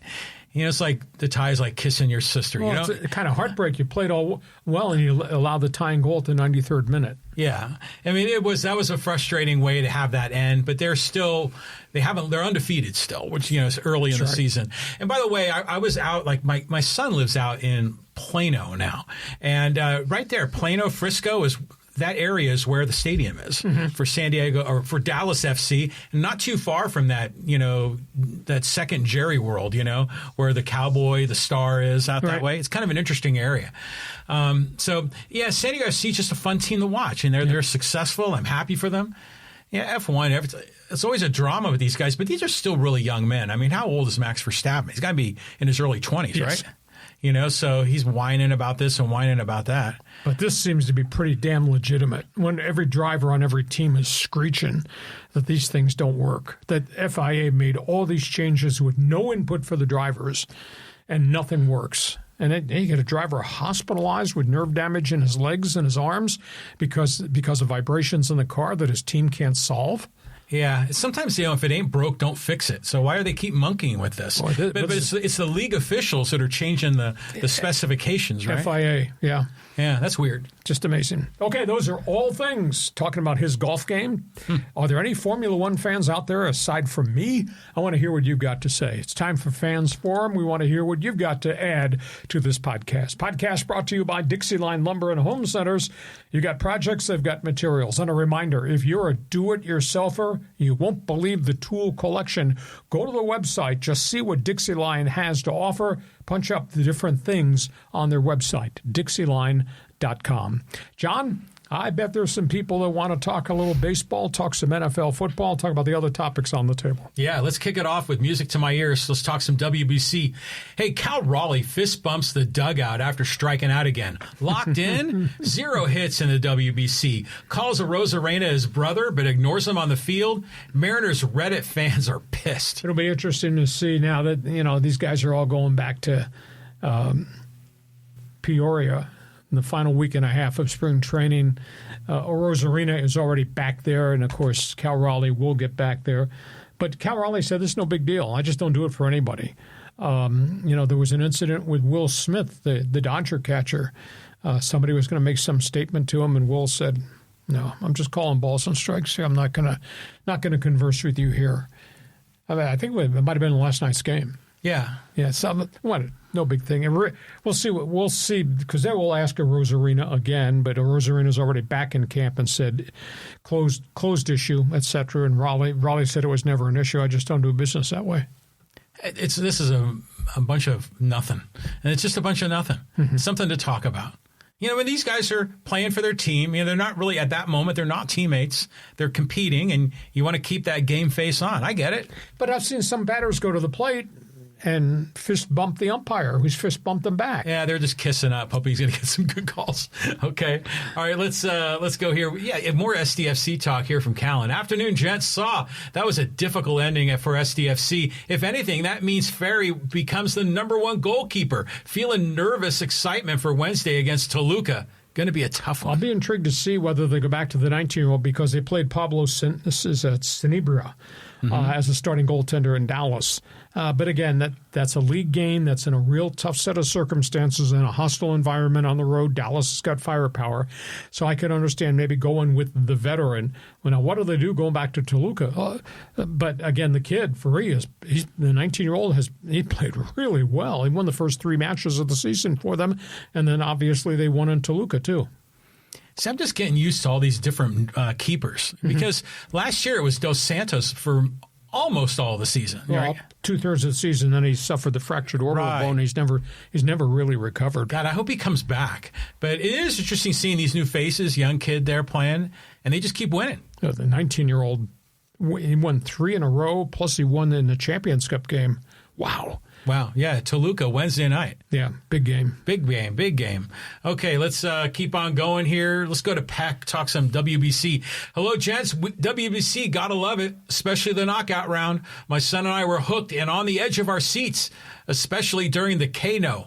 I'll tell you, it was great to watch Skeens pitch. I mean, no fear at all, and he was just throwing BBs. He gave up the 1 solo home run. Did give up 5 hits, but he didn't wilt under any pressure at all. The flip side, I was so stunned the Dominican bullpen held up against Team USA's bats. But the USA they struck out 15 times in that game last night. Yeah, 15 Ks. So good game. Let's just take this and let's just put it in the middle of All-Star Week and make the All-Star Week a 10-day vacation and just play the WBC when all your pitchers are healthy. And everybody should probably want to pitch for the flag and do it during the All-Star break. I just think that'd be so good. What a stroke of brilliance it would be. Oh, yeah. That's a great idea. Hopefully they do that. But, last night Severino was really good. I mean, early on, he was pitching different parts of the zone. Yeah, he looked really good. And we think of the Dominicans, we always think about the offense, but not so much about the pitching. But they have dudes out there that can throw as well. Yep. So, did you see the video clips of the Dominican Republic, like kind of leaving the stadium and you can tell they were disappointed. They didn't bring home one for their home, for their hometown. Mm-hmm. That's got to be tough. I mean, for the Dominican Republic fans, this is everything. Just think again. We did not have all the great pitchers that would have been available because they weren't ready in the middle of spring training. Mm-hmm. If we did this in July, everybody, would be probably available to pitch. Holy cow, would that be some matchup? Well, I think we're at a stage now where everyone wants to get in on it. They don't feel like it's a duty that they have to go and do this game, and they want to be there. And by the way, did you see the video of Juan Marichal? Yes. He was dancing in the clubhouse with the DR guys, and that was great. Yeah. I was very impressed with Albert Pujols, the way he handled some of the issues and his public statements, too. It was, I think the players really look at Pujols differently and say, wow, this guy has the potential maybe to be a real good manager, too. Yeah. Do you ever think the Padres really should have signed him instead of Stammen? Huge question. He may have asked for certain things. He may want his own entire coaching staff and no outside interference. Who knows why sometimes the relationship works. That being said, I'll reflect back when they hired the manager who had been in Oakland, Bob Melvin. Yeah, good track record. I thought that was going to work. Yeah. And then they hired the guy who came from St. Louis, and I thought, well, this guy has been under AJ for 2 years, so he knows all the intricacies and all that. And I thought that would have worked, and it did not. So you just never know about the interactions of upper-level management, the manager they're going to hire, and then the support staff, and who gets to make the right decision, the critical decision. Yeah, you're never going to go. But I think the vibes are real good with the Padres, with Stammen. But yeah, Pujols strikes me as a guy that's very deserving of a manager role, largely not because of his experience, but just the respect that he commands. Yeah, I think so. I bet experience, too. My goodness, all the success he's had and all the good people he's played for. Yeah, exactly. Yeah. Okay, we move on. Okay, let's go here to Bat Fan. Hey, men's Aztecs were mid all year, so them missing out wasn't unexpected. But the women's Aztecs, that's just total BS. I don't understand. They got no votes. They kept asking the question, how come there's nobody paying any attention to what they're doing? They had a massive win streak. Are the UConn or UCLA? No, not at all. But they should be top 25. You go 25-5 and you dominate the, strength of schedule. Okay, I grant you they're not playing the Connecticut Huskies, they're not playing UCLA, etc. But, geez, they should have been in the tournament some way somehow. Just what a disservice. Stacey Terry Hootson has done such a good job there, and no respect at all. Yeah, it's just again, I think it's Power 5 conference bias. They had a hell of a season. Mm-hmm. And when they lost that first round to Air Force, it was like a 9-beat and a 1. Yeah. That was just like, I couldn't believe it. I was like picking my jaw up off the ground that they didn't get that done. And, then Coach Hutt is there on the sidelines supporting his wife, as the head coach. There's a lot to love there. Yeah, Stacey's done a really good job in terms of turnover, roster building, etc. Last year they had a good season, but they ran into a buzzsaw. They got killed in the first round of the tournament. It was always awful. Yeah. They played one of the big teams and just... Well, that just maybe that, again, just goes to prove that big girls and little girls, right? Yeah.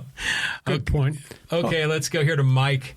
He goes, hey, fellas, with the WBC coming to a close, now is a good time to ask if you think that the WBC is the actual real World Series, because other countries could argue that our World Series is misnamed. Well, but our World Series has so much history and legacy to it that goes back to the 1900s. It is a fabric. It's a piece of Americana. So that stays. But to have a special tournament, they've always struggled since they formed the WBC where in the calendar it should be. John and I are of the opinion, you tell us, put it in the middle of the 10-day All-Star break. Make it there. And at that point, all your pitchers are available. And can you imagine the pitching staffs on some of these teams? Now, I'll tell you, Italy, Czechia, no, they shouldn't be in the WBC unless you just want to make it Team Europe. Well, Italy has made the semifinals. They looked great. That's a reach. No, but they've won. I mean, scoreboard. Okay. You always invoke that, pull that out of your pocket. Yeah. But at the end of the day, I think you could have a good WBC at midseason. And then you just have to devise what your teams are going to be made up of. Is it going to be Team USA, Team Canada? It's obvious they're going to be Japan. It's going to be Korea. It's going to be the Dominican Republic. Is it Puerto Rico, or do you just call it Team Caribbean, which would include Puerto Rico, Venezuela? There are different ways to structure it just to bring all the best teams together. Yeah, there are different ways to structure it. I hear you. It's kind of hard to, because once you get to some of the teams that don't have a whole lot of baseball talent, England. You got to start really digging, and you don't know if Dude can get on vacation days from his plumbing job, to make the WBC. But I agree with you. I think it'd be great in the All-Star break, and I just generally like the idea of giving teams like time, just to rest. Because that's a grind, man. It's like every day they're playing ball. Yep. They deserve a week or two off, and then that way they come back refreshed for the playoff chase. Yep, second half would be really cool. And I just tend to think make it a 10-day vacation and just play your tournament within that 10-day window. Yeah. And then you could pay the players, the money they deserve to be there. So they don't feel like they're sacrificing, that they're getting compensated. Yeah. We'll see where it goes. Should go based on what we just recommended. Thanks for joining us. Okay, let's talk some hockey with Casey. Hey, good afternoon, guys at Hacksaw. Do you think the Kings can get on a consistent winning streak and make postseason, or do you think they'll come up short? They just don't look like they have the right pieces. They've lost 9 or 13 games, and this is wrapped around the trading deadline.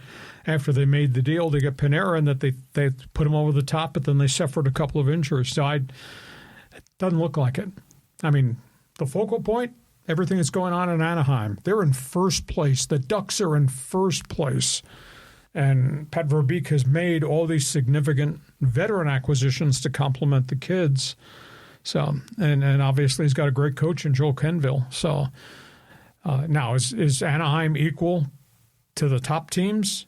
Equal to Colorado? Dallas? No.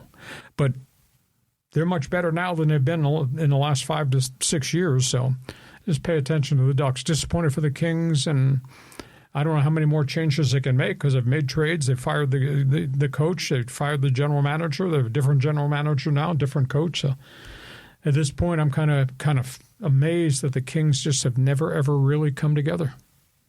You figure that if the Kings somehow make the playoffs, they'll probably get the Edmonton Oilers in the first round. It just seems like they always get knocked out by the Oilers. 4 years in a row. Yeah, that's uncanny, really. Yeah, exactly. Okay, let's go here to Chris.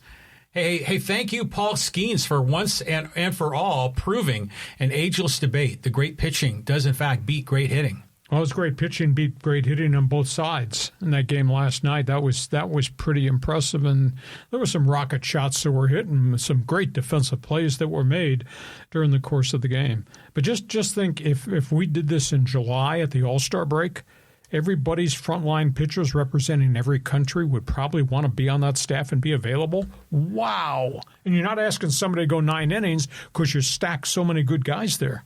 Yeah, you could plot this out like the Dodger analytics guys did, and make this thing work. It'd be a lot of fun during that part of the year. Plus, it's summertime. That's baseball time, right? Plus, it's global. Yeah, exactly. Holy cow, the TV ratings would get globally. Just amazing.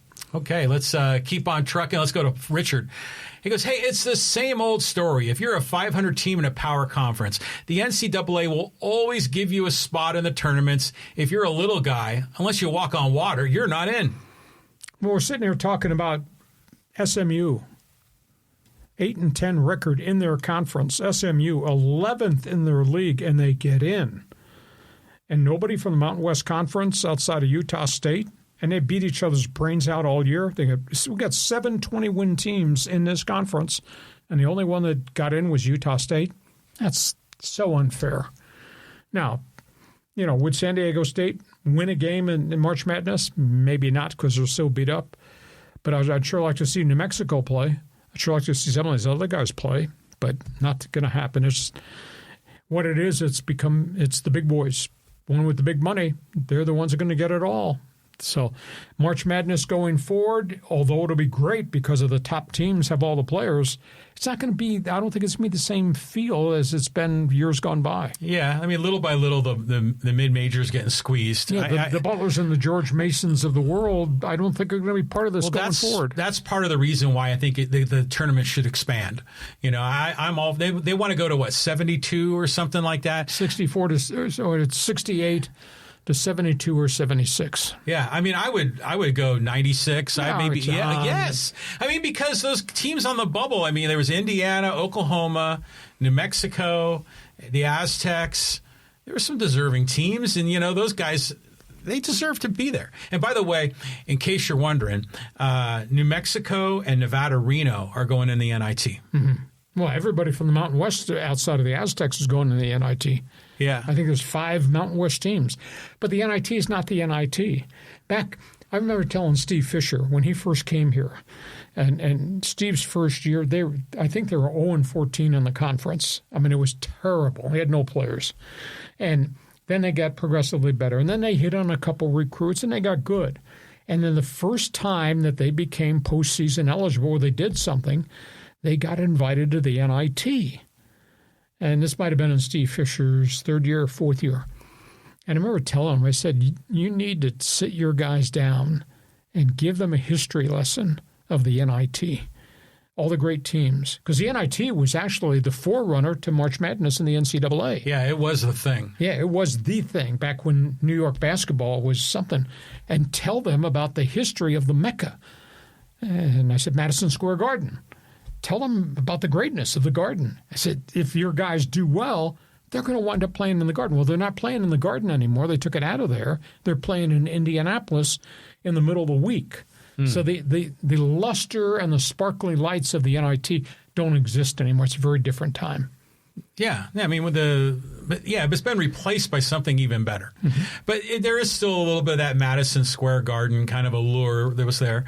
Now, by the way, I remember the Aztecs, when they first broke through to March Madness, at least the big tournament, was in 2003 maybe, when they went and played Illinois. Mm-hmm. They had won the tournament. It was a magic run in Vegas. So I'm trying to think of, because I remember there one year they went to the NIT. They might have made it to the semifinals one year.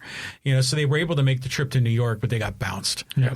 That tournament has a lot of history. Oh, it's just amazing. I told Steve, talk to them. You got the graphics, the ability. Show them the pictures of the Garden and all the great storylines about basketball at Madison Square Garden. I told Steve Fisher to do this, to do great. that. It's all good. It's all good. Okay, let's keep on going. More college basketball from Carlos. How about those UCLA Bruins? Playing good basketball at the right time of the year. The Bruins have a great chance to make a nice run, led by veteran guard Donovan Dent. Athleticism and size. A little bit of concern, though, because Tyler Bilodeau went down in one game in that Big Ten tournament with a minor sprain of the knee, and then Dent went down in that next game with a calf injury that they lost to Purdue. Now, they're of the opinion that both these guys might be good to go as they have to go cross-country again to go play in Philadelphia. But, if Dent, calf injuries are kind of skitterish. That's a problem. I mean, and they're not the same team without Donovan Dent. But they get Dent and Bilodeau. They're playing really well, and their defense has really cranked it up again. But, boy, those two guys getting dinged right at the end of the season, wow. Yeah, Dent's a hell of a player. I mean, we was in New Mexico. He'd chew up the Aztecs. But we were just talking about Mick Cronin and how he's like over the top, yelling at people, needs to be reprimanded. Can this program make March Madness? And now all of a sudden... Well, they're playing well right now, and they kind of finished upbeat. But now, so is Mick Cronin a good guy or a bad guy? I mean, has he turned this thing around? He needs to reel it in. Mm-hmm. Now, maybe he's learned something, because a lot of people really were pissed. LA Times called for his firing.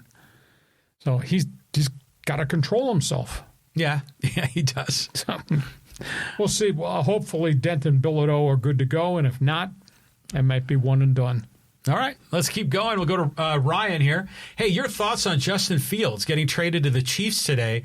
You can't see the Jets going with Geno Smith as a starting quarterback come opening day. You guys think they'll look elsewhere? No, he's the guy. Now, I don't think the Jets are going to draft somebody else for the future, but the Geno Smith is the guy. They're taking on a chunk of that big contract. They paid the Justin Fields to Kansas City trade. They put $7 million in the deal. They're paying most of Justin Fields' contract for him to go to Kansas City. So he's a really good athlete. He's just not an established NFL quarterback or a consistent NFL quarterback. Geno is going to be the guy. This is the last year of his contract. We'll see if he does better. I don't know. To me, he's always been kind of a wild thing. He plays well, makes big plays, screws up, throws picks, etc. He had 17 interceptions this past year in that mess in Las Vegas. So, but he's going to be the starting quarterback. We'll see if they draft another quarterback. But they're so deficient in players. My God, their roster is so depleted there in New York. So they're going to be probably another bad team this year. Yeah, they're waiting to draft a guy. Maybe, like you say, next year's class, get a Dante Moore, get one of those guys. But, I was reading that the Jets had to send money to the Chiefs to take on Fields, but the Raiders gave the Jets money to take Geno. So effectively, the Vegas money went to Kansas City, on this whole thing. And the Jets kind of sort of are washed on this whole thing. But in the end, it just seems like you're just sort of plugging in a fill-in that's just going to hopefully make your season not horrible, hopefully kind of mid. And, the Jets haven't been dominant in, forever. Even Pennington back in the day, it wasn't really a dominant run, but they were just the wild card for a few years. They've gone through so many mistakes at quarterback. They drafted Zach Wilson. They drafted Sam Darnold. When you make mistakes on quarterbacks, it sets you way back. And they've made a bunch of mistakes. And we always laugh and talk about how horrible the quarterback situation is in Cleveland. New York Jets. But look at what Sam Darnold turned into when he got some good coaching. We had to go to 5 different teams. Yeah, but he finally figured it out. Right. So this goes back to, is the Jets, what's their player development program, and what's Aaron Glenn doing? I know Aaron Glenn, I see that one video. He's running up and down the sidelines trying to get his guys going. But if you're a Jets fan, you're like, ugh. Well, a lot of bad football for a long time. Yeah, it really has been. So we'll see. Geno started with the Jets. He's moved all over the parking lot. And is he an athlete? Yes. Is he a complete quarterback? No. Has he had great success? No. They came out of West Virginia and a hyped-up offense and took him forever to become an NFL quarterback. And there are touchdowns. He does run the football some. He gets hurt. Does throw a lot of picks. Threw 17 picks last year. Okay. All right, let's talk some more Aztec with Michael. Hey, great show, guys. 5 stars to each of you. Thank you. Aztecs men's basketball is losing 3 seniors to graduation. How many other players leave? Who's staying on board for next year? Thanks. Well, we don't know. That's what the conversations are going to be like this year. Read my one man's opinion column today on my website. Read that. You're an Aztec fan. Read that. Why would you leave, aside from a payday? So you're taking your skill and you're going somewhere else and you're going to start all over? That doesn't always work out. You're playing for a coach that you trust. The guy's got great credibility. The guy cares about his players. It's not here today, gone tomorrow at San Diego State. You're moving to a new conference. A conference got Gonzaga. You can change addresses, maybe get a bigger NIL payday, but are you in a better situation? To me, the burning question is, what does Guath do? Because he is eligible. He's not ready to be in the NBA. So stay here one more year, finish this thing up, and try to stay healthy. If they can keep him healthy, then they can grow his game. Miles Bird stayed. He wasn't ready a year ago. His offense isn't anywhere near what it has to be, but he's obviously become a very good defensive specialist. But I don't think he'll stay another year. I wish he would. He's got one more year to go. And so if you can keep this group together and you just continue to develop these kids, because there was development in Compton and there was development in DeGorville, and obviously we've seen what Harrington had done very early on before he got nicked up. So why would you want to go somewhere else? You're in San Diego, my God. Yeah, everyone aspires to be bigger and better than they are. They probably have always wanted to play for, a Power 4 school. And if someone's offering money, I mean, they're not going to, walk away from $500,000, $1 million bucks. So I don't know. I mean, you think about you're going to lose Dixon Waters, you're losing Miles Bird. Who's the other senior that's leaving? Oh, Jeremiah Oden is leaving. So you want to keep, there's two sets of pairs, right? There's the Tay Simmons, Elsie Harrington pair. There's the Farrell Compton, Taj DeGorville pair. Then there is Magoon Gwath. Those are the guys you want to keep. BJ Davis has probably got another year left of eligibility, I think. There's a redshirt kid, Latrell Davis, who'll be back. He'll be back. You got Majak that's kind of waiting his turn. But what's interesting is even before NIL and into NIL, the Aztecs have always had this reputation of guys staying, guys that appreciate the culture, that appreciate the coaching staff, that feel comfortable, like it's family here. So, and every year they've been able to avoid the mass defection. So, I mean, frankly, that was a big recipe. Part of their success when they went to the finals is they had so many 5-year guys. Right. So, is this going to all blow up? Has the NIL era kind of is it out of reach of Dutcher's normal plan? I mean, is Dutcher going to adapt to this? These are open questions. Well, the question is there more money they're going to be able to access? Yeah, did you see that University of San Diego is supposedly getting $3 million bucks for NIL? Mm-hmm. I don't know. I mean, that's bigger than the Aztecs budget, isn't it? No, the Aztecs budget is headed towards 6. Oh, it is? Yes. No, okay. They've done a great job. I mean, it started with the Mesa Foundation, I think it was called. Yeah. They've done a really great job vis-a-vis the basketball program, and so we'll see. Well, Kentucky's like $20 million. Yeah, exactly. But if they can control the groupings that you put out there, you're solid. You just grow them and build it, and especially when you keep Gwath there. Oh, yeah. I mean, a lot of those guys that I named, they're freshmen and sophomore. Mm-hmm. Imagine if they're all 1 year older. Yeah, that could be an incredible team. We'll probably end up hyping them up in next fall. And there's transfer portal. You dive back in, you go get 2 more people, including maybe an outside 3-point shooter. Well, yeah, and Dutcher's always now, he attracts the talent. Yep. So it's all good. Okay. I mean, from the disappointment of this year, it's a one-off. Is it the end of the program? Yeah. No. Hopefully. Some people on X are saying fire Dutch. That's just nonsense. Everybody's entitled to their opinion, even if it's wrong. Yeah, that's just nonsense. We move on. Okay, let's go to Timer. Hey, the Angels make no sense because they have the stupidest owner in baseball. A blueprint. I mean, I just don't change a blueprint, especially this year where you had all this money coming off, and then you got Rendon money. And they're $55 million less in payroll than they were last year. Now, I understand they lost their TV contract, and that's a bit of a blow. But buying on aisle 3 at Dollar General does not help them. I mean, look at all the guys they brought in, and hardly any of them are doing anything in spring training. And these were guys who were supposed to. There's too many holes in that roster, and at this point, I don't see a lot of guys filling a lot of these holes. It's a big issue. This has the potential to be another really bad season. And didn't Jorge Soler get in trouble, like domestic abuse or something like that? Yeah, in Atlanta, wasn't it? Yeah. Yeah, but his trouble in Anaheim has just been injuries. He can't stay on the field. Yeah. Yeah, just the Angels it's just another one of these cursed teams. Yeah. They just can't get it right. And yeah, I mean, Artie has a history of really trying to win.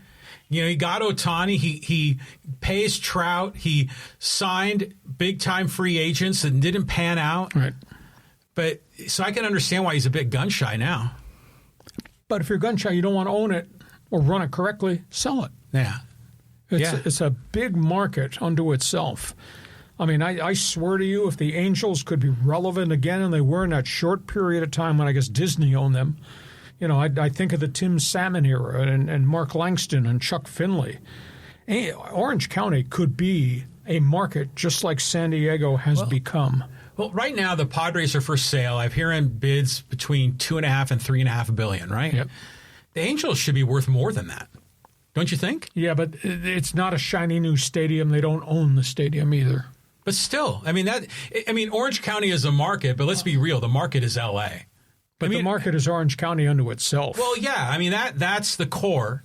But that footprint extends to the Inland Empire. It extends into L.A. It does. Mm-hmm. Not as much as Dodger Blue Heaven, but there's infiltration there, and then it reaches down into Temecula and Riverside County out in the desert. I mean, that's a big market. I mean, I think the TV revenue opportunity with the Angels is far better than the Padres. That's why I think Artie's TV, idea. Yeah, that could be something. That could be secret sauce. We'll see, though, but not if you're having 90 lost seasons on a year-by-year basis. Oh, yeah, hell no. So that's where we are. Okay. Next one. Retro says, hey, no Snell, no problem. The Dodgers are so loaded on pitching side, they'll be in first with or without Blake Snell. I agree, and Snell will be back. I don't know whether it's going to be May 15th or June 1st. I mean, he's only thrown off the mound one time. He's not pitched competitively at all. So it will be time. But, they got Yamamoto, and they got Glasnow. Now, I don't know whether Roki can stay in the rotation if he's only a two-pitch pitcher. But Dave Roberts just continues to back this kid, and they're going to give him the ball again tomorrow. His last start was just horrific, and he couldn't control his stuff. So we'll just have to see. And he's so young. But the Dodgers, they've got enormous depth. And at spring training camp, Gavin Stone is back on the mound and start throwing again. Of course, he's had the shoulder issue. And they got a guy from AAA, River Ryan, who has pitched really well in all these spring training games. And Rob Bluski, as a starter, last year was in the bullpen, the left-hander. He's pitched well. So they think they have enough depth, at least to start the season, that they'll be okay. And what a great lineup they have. So, no. But when you're paying Snell that kind of money, you just say, why does this keep happening in the beginning of the season, every year he's been, anywhere he's been? Yeah, that's a problem for Snell. I mean, he's got I would think, you'd want to address that as a man, that you're dependable, If I get it, maybe some springs you're off to a slow start. But this is like every year, And sure, you get time off, and Dodger fans no big deal. Blake Snell will roll in May or June, maybe not till August. No big deal. But from Blake Snell's perspective, I think, you want to be looked upon as a reliable workhorse that can log the innings and be a dependable pillar in the staff. You got your analytics people. Why is there not an off-season regimen that you demand that he does? Yeah. When he goes back to off-season home in Seattle, this is what you do in December. This is what you do in January. Now, he's of the opinion that he didn't feel right all season long. And now we find this after the fact, but of course he did have a phenomenal season. So he's making so much money, though. I mean, to me, the Dodgers have to put their foot down. This is what you're going to do because you owe us because we gave you this money. I remember when Clayton Kershaw signed the deal that was roughly $30 million a year, and I remember doing the math, and it came down to about at least $10,000 every time he threw the ball. Because if you figure you make 30, and so Snell is making 30, isn't he? Maybe even more. And he doesn't even pitch 30 games in a season. He probably pitches 10 to 15 in the regular season. But if you did the math, $30 million a year, assume you get 30 starts, which is asking a lot. That's $1 million a start. And if you have 100 pitches a game, then that's $10,000 every time you throw the ball. That's unbelievable, isn't it? Mm-hmm. And for Blake Snell, he's making much more than that because he's getting paid $30 million and he only pitches 10 to 15 times in the regular season. Yeah, it's insane. Yeah, it really is. I mean, well, good for him for signing, but wow, Dodgers have it all. Next one. Okay, let's go to Hobby. The Dominican has to reject Manny and Tatis next tournament. Obviously can't win with those two. Well, Tatis has hit some home runs, and I tell you what, he has thundered on the bases. I mean, you talk about playing for the flag. He's been pretty impressive. I hope he plays like that every game for the Padres. Manny has not hit all that well in the WBC, but just the whole aura of everything. I mean, the WBC has been so much fun to watch, whether it was the fans rooting for Team Mexico or obviously all the Caribbean, Latin American teams. Holy cow, what Puerto Rico and Panama was terribly disappointed they didn't move on, although I never felt they had enough players. But this is really something special. And that's why I say if you put this thing in June or in July in the middle of a 10-day All-Star break, could you imagine every player, regardless of where they came from, would want to be part of this? Oh, yeah. Because they'd be in game shape and they'd be ready to play for the flag. Oh, yeah. Yeah, for sure. And by the way, Javi right here, that's arrogant Dodger fan smack talk right there. Oh. That's his point. He's cloaking it in this WBC. Tatis was electric through that whole tournament. I mean, his OPS was well over 1,000. Manny made those big time plays, those 2 in a row at third. Yep. So I don't know. I mean, the DR guys got a hit. I mean, they only had one guy hit a home run. It's not all on Manny and Tatis. It's the whole lineup. Nobody hit. Team USA struck out 15 times. Yeah, right. So, then they're going to say, oh, wait, no way, it was the umpire. It's something. Okay, thanks for joining us. Okay, more on the WBC. This is from Bill. Bad call. Should have had Tatis facing Miller. Thoughts on replacing the umps in WBC with automation? Oh, I think there'll be a big push. I think ABS will be part of everything next year. In fact, I don't know if you've heard, there's a new movement now, and it's going to be announced. ABS, of course, which has been experimented in the minor leagues and has graduated now to the major leagues for this year for balls and strikes. They've just invoked automated challenge for check swings. They're going to use it at AAA. They're going to experiment in AAA. Yeah, that's good. This is the Mark Grant test, right? Because he always gives the benefit of the doubt to the pitcher. And that, by the way, the check swing rule is very subjective, don't you think? There are no objective rules. I mean, does it mean that the bat has to be rotated 90 degrees to be square with the front of the plate? Or does it mean you break your wrists? I mean, what's the definition of a check swing? I don't know. I read about what they were going to implement. It's going to be only in the Pacific Coast League and AAA. That's good. So in the end, objective rules, get it right. With the technology. Thank you very much. Okay. And thanks, Bill. What's that? No. You want to keep on going? Yep. All right. Let's keep on going. And let's go to our friend John. Hey, seems like MLB took a tip from the NHL with the WBC tournament. Yep.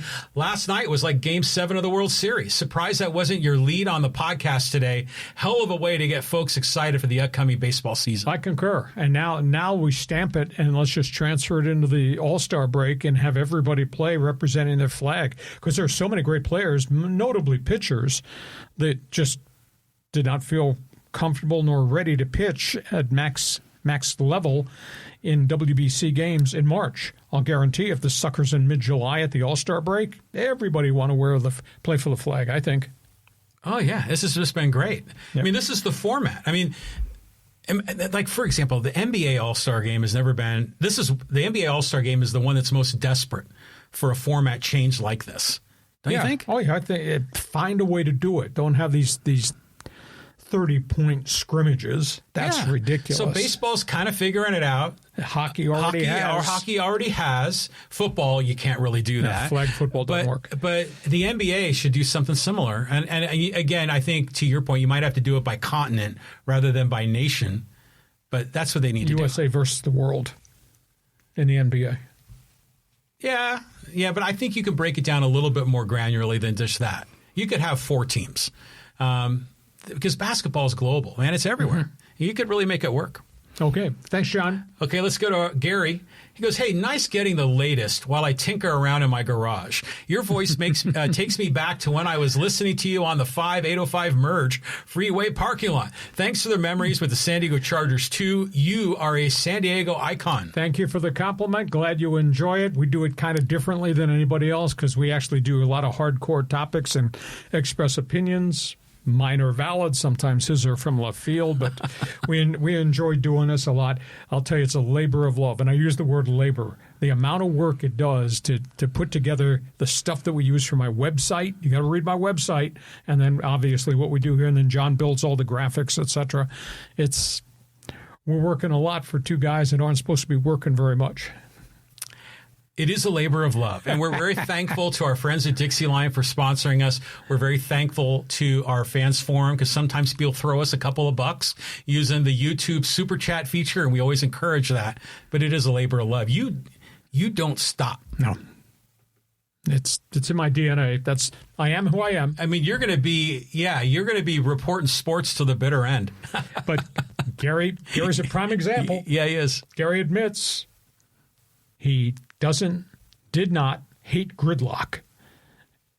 He was on the 405 at 405 when I did the best 15 minutes in radio, and he could tolerate gridlock as long as he had the best 15 minutes in sports on my show. Well, yeah, he was at the 5805. Yeah. But he was probably listening to you in both those traffic jams. Oh, my God. Okay. Well, Gary, thank you. Okay, let's go here to social media. And, this is a fun one right here. This is from Christopher. We were talking about PGA 2027 changes. He goes, golf is not a sport. It could be a hobby, but definitely not a sport. Get that out of here. Awful lot of money in golf. It's a different era in golf right now. We used to watch all the PGA stops on Sunday to see what was the next great thing Tiger was going to do, and Tiger kept doing great things. But that era is in the history book now, and now we got the changing of the guard, and we started this season, and for the first time in about 3 years, Scottie Scheffler is not vintage Scottie Scheffler, which is wow. What's happened to his game? It's not dominant, because the last couple of years, Scottie Scheffler won 16 tournaments and plus a bunch of Grand Slams. He's just waiting for make a move up the leaderboard. It hasn't happened in the first group of tournaments this season, which is kind of really weird. But there are stars out there. It's just a different tour right now. Now, hockey's legit. It is, but it's not a sport. Yeah, in my definition... You're talking about hockey or golf? Golf. Did I say hockey? You said hockey. I meant golf. Okay, so... You got a concussion? I think I might have. Yeah, I got hit on the head by a golf ball. My definition of a sport is there has to be a defense. And that makes a lot of sense to me, And so golf is legit, but to me it's a contest. It's a game. It's skill. But it's not a sport. Because there's no defense and I'm not getting hit. Well, the hitting is optional. There's just no defense, okay? And I think that's the differentiator, according to me. Wrong. Okay. All right, let's keep on going here. And, let's talk about the Dodgers. This is from Joe. He goes, are the Dodger fans arrogant? Maybe. When your team wins, you get bragging rights. Padre fans certainly exercise their bragging rights over the Dodgers when they knocked them out of the postseason in 2022. But when you win the championship, bragging rights are universal. Your team gets them over the entire league. And there are undoubtedly some Dodger fans who exercise their bragging rights a little too vehemently, as there are with every team that wins a championship. Nah, they've won the division, 11 times in the last 12 years. They got 2 sets of World Series rings already, and hands on the team to beat again for a third year now. And if they win 3 rings in 5 years, that's kind of a dynasty. So that's okay to have gunfire and brashness and boldness, and Dodger fan yelling at Padre fan and Padre fan giving back, and that's the sport. That's okay. Yeah, I think multiple things can be true at the same time, right? On one level, yeah, the Dodger fans are arrogant. And yes, some of them cross the line, but it's all part of the fun of it. It's a rivalry that, we can say how much of a rivalry it is. Dodger fans are probably more focused on the Giants, but it's okay. But it's fun to poke back.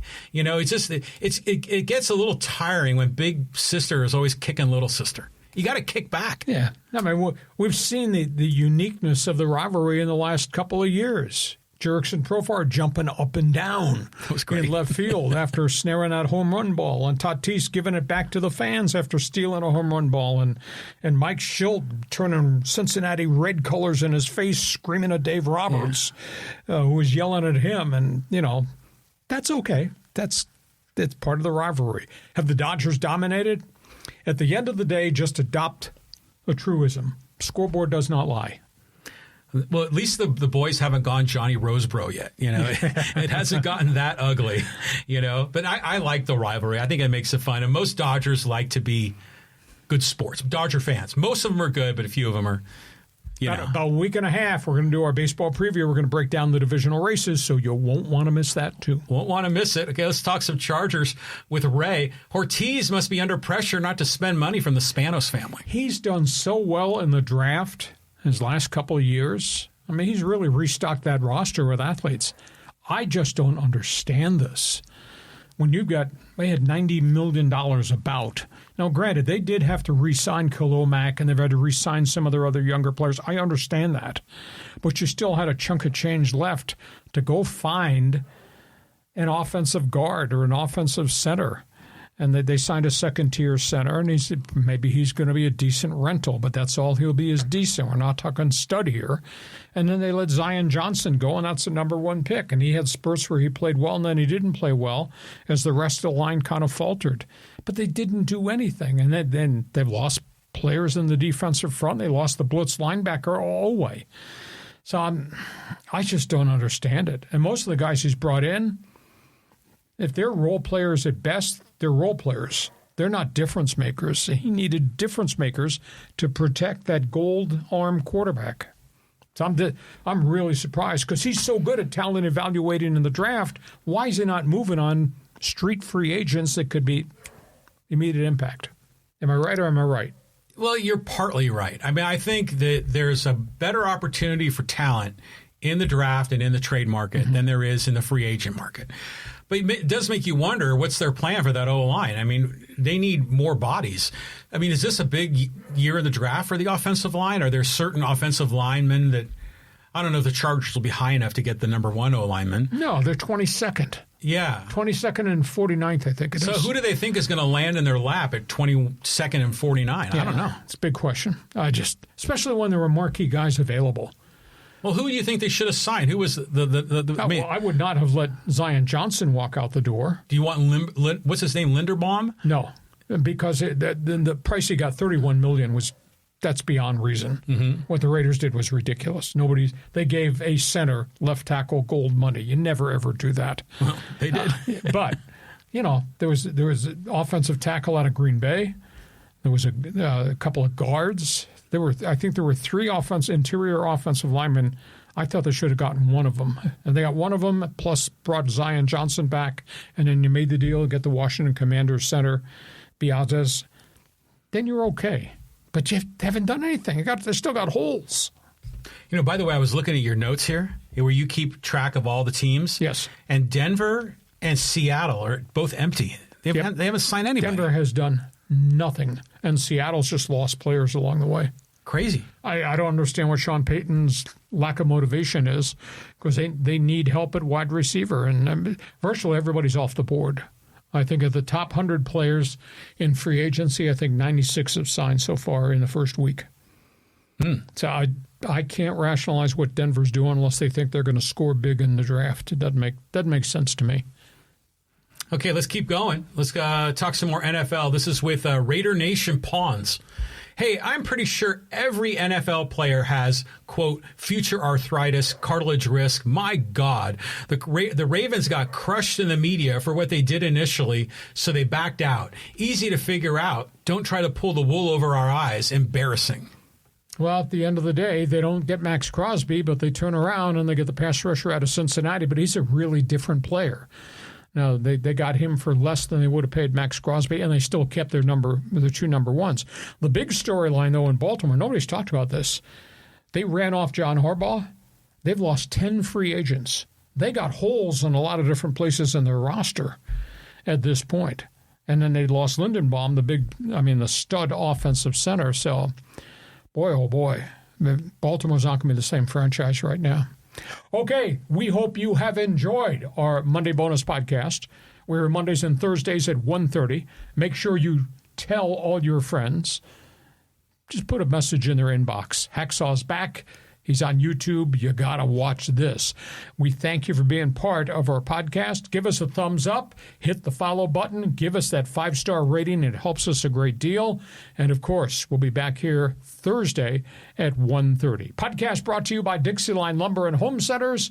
Lots of locations to serve you. If you're a do-it-yourselfer, go to Dixieline.com. Just check out the tools section at Dixieline.com. John? Great podcast per the norm. We'll see you come Thursday. Yeah. Team USA Tuesday night. Championship game. WBC, move that sucker to July, would you? I agree. Thank you for being with us. Hope you enjoyed Hacksaw's Headlines.